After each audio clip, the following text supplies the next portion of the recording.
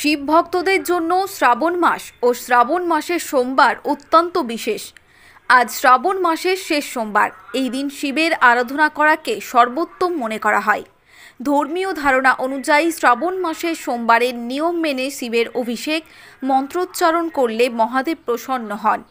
আজ শ্রাবণ মাসের শেষ সোমবারে রাশি অনুযায়ী শিবের অভিষেক করলে সমস্ত মনস্কামনা পূর্ণ করেন মহাদেব। পঞ্জিকা অনুযায়ী শ্রাবণ মাসের চতুর্থ সোমবারে উপবাস করা হবে শুক্লপক্ষের সপ্তমী তিথিতে। মানুষের সাথে মানুষের পাশে স্বেচ্ছাসেবীর পক্ষ থেকে শিব ভক্তদের প্রসাদ ও খিচুড়ি জলের ব্যবস্থা করলেন মল্লারপুরে।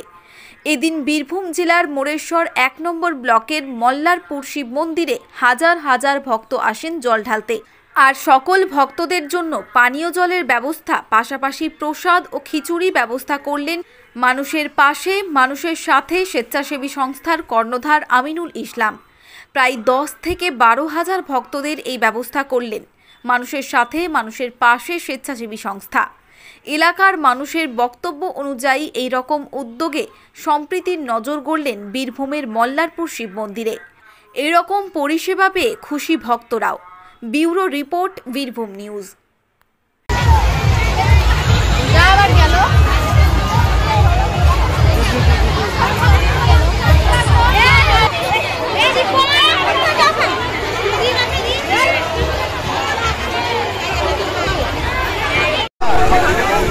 দাদা কি করছেন আজকে? আমাদের আজকে বাঙালি যে তিথি তাতে আমাদের আজকে শ্রাবণ মাসের শেষ সোমবার। তো প্রত্যেক বছরের মতো এই বছর আমরা শ্রাবণ মাসের শেষ সোমবার অর্থাৎ শ্রাবণ মাসের যেটা বাঙালি নিয়মে আমাদের লাস্ট সোমবার, সেই লাস্ট সোমবারে আমাদের যে মল্লেশ্বর শিব মন্দির আছে সেখানে প্রচুর ভক্ত বিন্দু আসে মন্দির দর্শন করতে এবং জল ঢালতে। তাই আমরা বিগত কয়েক বছর থেকে আমাদের যে একটা সংস্থা আছে মানুষের সাথে মানুষের পাশে, সেই স্বেচ্ছাসেবী সংস্থার পক্ষ থেকে এবং আমাদের মৌরেশ্বর এলাকার বিধায়ক অভি রায় তার সহযোগিতায় বিগত কয়েক বছর থেকে আমরা প্রায় ১০-১২ হাজার ভক্তবিন্দুর জন্য এখানে প্রসাদের আয়োজন আমরা করি। তার ব্যতিক্রম এবছর নয়, আমরা এবছরও করেছি। আপনারা দেখতে পাচ্ছেন সামনে প্রচুর ভক্ত দাঁড়িয়ে আছে প্রসাদ গ্রহণ করার জন্য এবং আমার পেছনে আপনারা দেখতে পাচ্ছেন কালকে থেকে রান্না শুরু হয়েছে, এখনও চলছে এবং আজকে সারাদিন চলবে।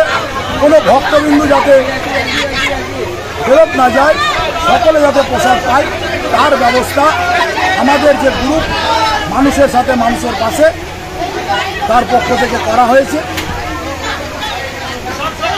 কতজনের খাবারের আয়োজন করা হয়েছে? আমাদের মোটামুটি আপনার ১০ থেকে ১২ হাজার লক্ষ্যমাত্রা নিয়ে আমরা এবছর এসেছি।